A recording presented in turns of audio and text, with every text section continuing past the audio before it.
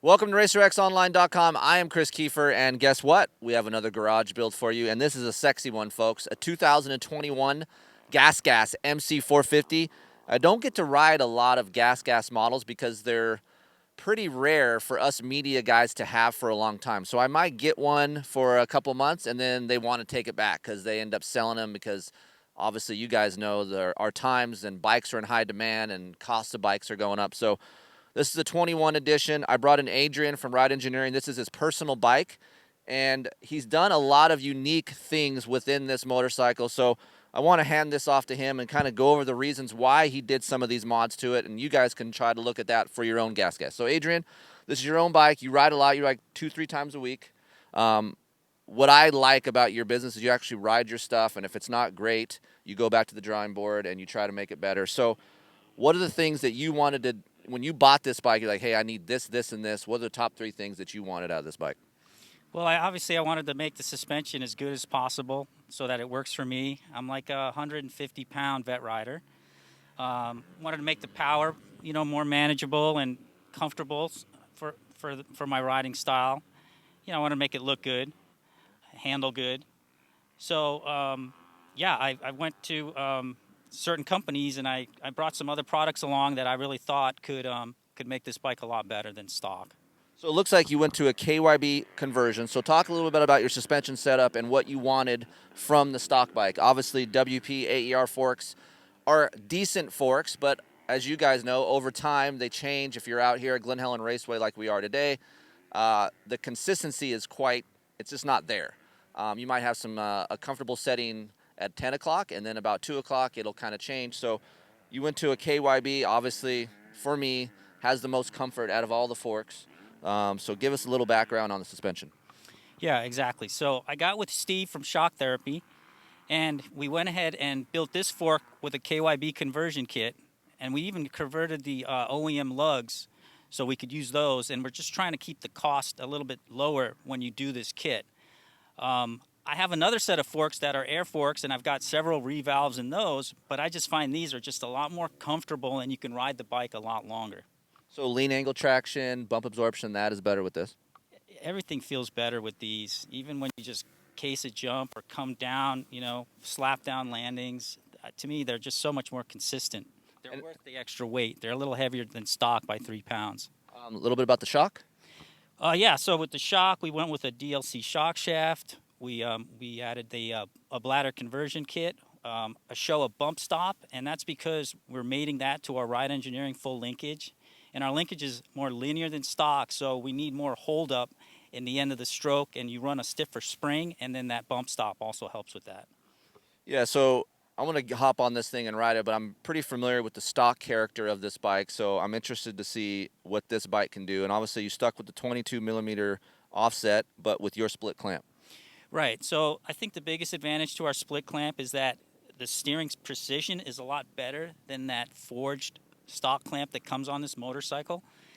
To me, that clamp is really the off-road clamp, and it does have some comfort, but it doesn't have good steering precision, and also it doesn't have the rubber-mounted, bar mount, which I think is good as well. Yeah, so for me, before I even ride this thing, I'll give you guys a little snippet of what the KTM stock clamp is like. Very rigid, harsh feeling, and then you have the stock GasGas clamp, what's on the other side of the spectrum, which has more comfort, but has a lot of flex. So when you're pushing the bike, like what Adrian said, you want some steering precision, you want some grip, you want that positive feel when you lean your bike into a corner. So going to these, hopefully I can kind of feel some of that. Obviously they look really nice, and the split design is kind of like the new thing for a lot of companies now these days. So the reasons why is you can tighten these bolts up a little bit more and not get the rigidity or a different flex character when you do that? I think the reason mostly behind the split design, other than it does add some extra flex just because there's less material there, but it also allows you to run a lower torque setting. Okay, lower, yeah. Lower. And you can also get there a lot quicker. It seems like you're only going back and forth to the 2 bolts a couple of times. With the solid clamps, you're constantly tightening one, then the other back and forth a million times, it seems, to get that right torque spec. Okay, so let's talk a little about the engine. You kept this stock pretty much and just went to an aftermarket system? Muffler system, sorry. Yeah, I was really impressed with the smooth power characteristic of this bike when I had it. I thought it was very rider friendly. And then I started talking with Chad at XPR, and Chad was telling me how a Vortex with his mapping in it could make this bike handle a lot better. And I was just like, that's what ride engineering does. We make bikes handle better. So I was really curious to try that. So I got the Vortex from Chad, and he put in your Keefer map, which I really liked. And I was super impressed that the bike is so connected to the throttle that it handled better. I could get in and out of corners better on this bike with that Vortex ignition. I thought it was really awesome. Yeah, so if you guys out there, I push Vortex ECUs a lot, and for the simple fact you get more power, but it's longer and linear. It's the parameters of the Vortex ECU is wider than a stock ECU on here. So for me, just like what Adrian said, you can actually change the handling character of your bike with the power. So it does go hand in hand. He mated this ECU with an Akrapovic system, which is, for me, is a little bit of a mellower system. It has a slower building bottom end feel, but also it's a longer mid to top end range than other aftermarket mufflers out there, because I've had a lot of time on this muffler. So a vet rider, I would say, you want a smooth power. You don't want a power, being that's a 450, you're a smaller guy, you don't want it to wear you out. Exactly. Plus, it's really smooth and very quiet, which is really nice about the Akrapovic exhaust. And light. It's like 2 pounds lighter. Akrapovic. Excuse me. I get yelled at when I say it wrong. Yeah, sorry about that. Gearing, you went stock gearing, or did you change the gearing at all? So, yeah, with Pro Taper, we changed the gearing to a 1452. So I think it's a little bit smoother. And that goes with handling as well? Yeah. Enhances that electric feel. And I also think it takes a little bit of the chain torque off the rear shock, and I think it also helps the rear shock a little bit because the sprockets are bigger. Yep. So yeah, we'll talk a little about that after I ride it, but we'll go over some of that and how that helps the chassis, especially here at choppy tracks like Glen Helen. A little bit about the tires. So I don't get to ride Bridgestones that much. Back in the day, I've talked to Chad Reed a lot, and he said, man, Bridgestones were the best tires he've ever ridden with. So now we have an X20 rear tire, and then an X31, which I haven't even had a chance to ride yet. So this is something new for the front. Yeah, exactly. I've kind of had a long-term relationship now with Bridgestone for about 6 years. And I love the X20 rear on all our local tracks, but the X20 front was kind of too much of an, open pattern for most of the conditions out here. So I'm real curious to see how this X31 is going to perform today. We got some Raptor foot pegs, obviously Pro Taper bars, and the whole motif of this bike is very sexy. If you guys hear me talk a lot, I always think the Honda looks really good. So I think it's just the color red in general. So I pulled up here today at Glen Helen and pulled this bike out of the van, and I was like, wow, it looks really good. Black wheels, black rims, and just the overall scheme, the red and black, is very sexy. Yeah, exactly. We had DID send us some black Dirt Stars, and Steve, again, from Shock Therapy, went ahead and laced those up to my OEM hubs, which he hard anodized black. And then AGMX created this graphic kit for us. It's custom. And then Traction MX, which is another East Coast company, went ahead and did the seat cover, which really kind of ties it all together and looks really good. Yeah, so I'm excited to ride this. Adrian's been chomping at the bit. He borrowed one of my bikes for about 3 months because this thing's been sitting around. So enough talking. Let's ride this thing, and I'll get back to you guys after I ride it and download you some information. Be right back.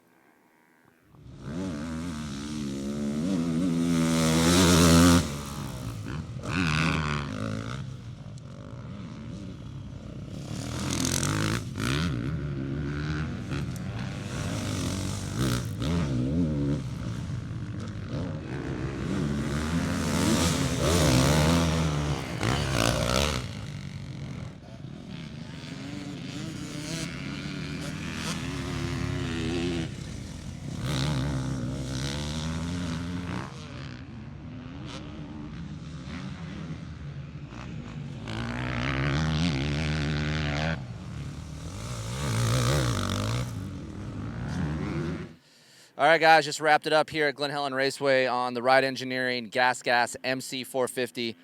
So right away, every time I get on a GasGas, I always seem to gravitate towards how easy and how responsive the engine is on this bike versus a KTM or a Husqvarna. So with the Akrapovic system, it kind of deadens that bottom end a little bit, but with the Vortex ECU mapped by Chad, it really climbs really long. Every time I'm on this thing, it reminds me of It's a vet-friendly machine. It's not going to wear you out. There's not a lot of arm jerking bottom end coming out of a corner. Although it's not a big third gear lugging machine, it makes you want to downshift a second. What I do like about this with the 1452 gearing with second gear and with the Ride Engineering linkage and the shock and the fork that's all mated together, I have a lot of rear wheel traction. So I can't say that with a stock linkage and the stock gearing.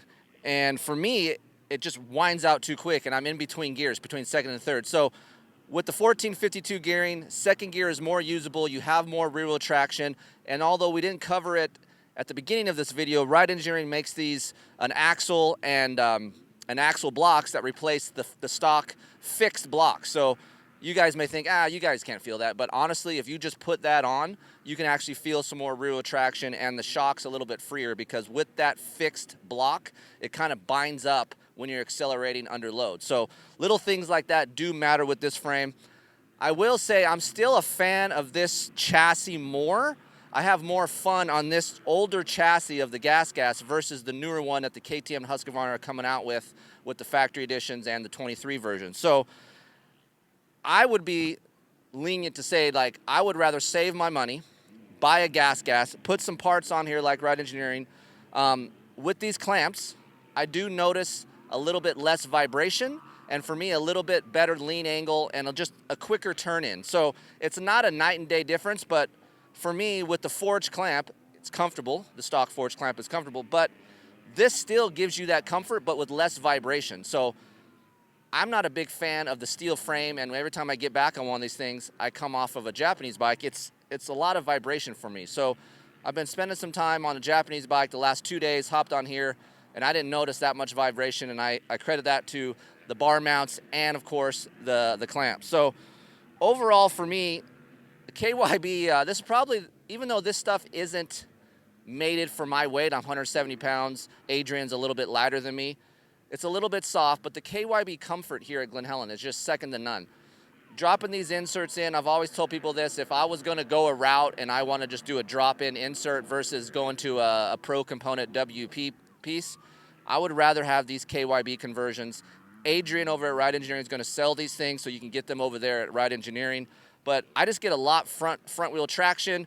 On the downhills, it's a little bit soft. I'm sure you can see that in the video. But for me, it was balanced. It was comfortable, and that's all I can ask for. Some of these garage builds that I ride aren't valve for me, and they're just way too soft, and I can't charge up the face of the jump. So although it was on the soft side, I felt comfortable enough to do the things I need to do on the track. So I do think the shock needs a little bit more comfort for me. I feel like there's more comfort up the front, and then there's a little bit less out back. So if it was my bike, I would stiffen that front end up a little bit and then have that a little bit more of a, I guess, of a balanced feel for me coming down hills. Everywhere else on the track, the bike feels really good.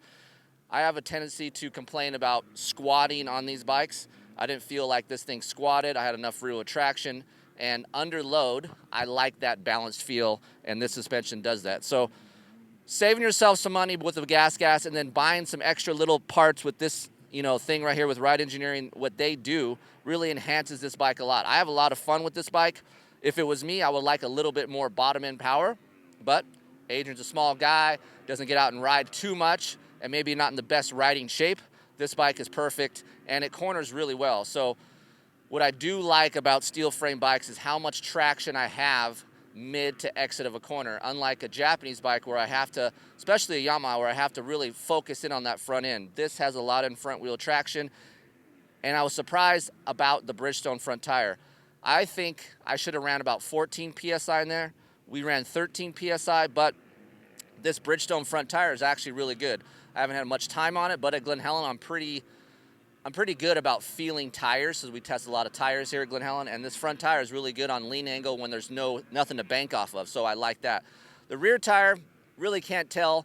I feel like I could use a little bit more coming up Talladega, a little bit more traction, but I'm a front end steering guy, so I focus on the front end, and I do like that Bridgestone front tire. So that's a nice surprise. So I'm going to try to look into that more and maybe test some more of those Bridgestones. But overall, very nice bike.